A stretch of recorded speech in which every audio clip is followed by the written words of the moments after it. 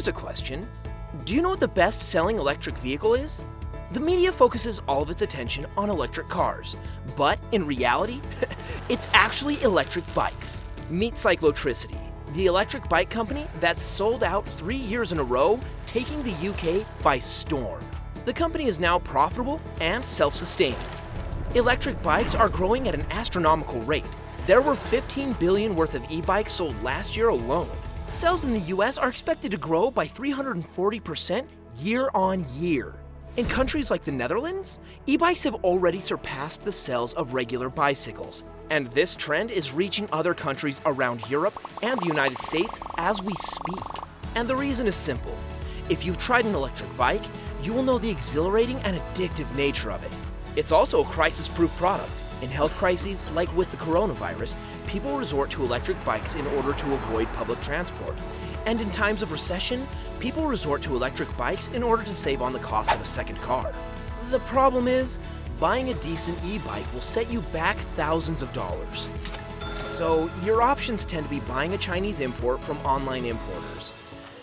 Unfortunately, these are riddled with safety problems, short circuits, and lack of proper after-sales support. CycloTricity is changing that. All products are built in-house at the CycloTricity factory in the UK, and with superior performance. The best part, new bikes start at only $6.99. Or you can convert your own bicycle into an e-bike from just $149. This way, everyone can afford to have an e-bike. So how did they manage to do this? Well, meet the genius inventor behind CycloTricity. Most people think that made in Britain has to come with a hefty price tag. And in most cases, that's true. But we decided to challenge whether it's always true. Our hypothesis was that any product can be made in Europe cost-effectively if it meets 3 important criteria. Number 1, the product must be complex enough to require extensive quality control. Number 2, the cost of manufacturing, most of it must come from raw materials, not from labor. And number 3, the product has to be bulky.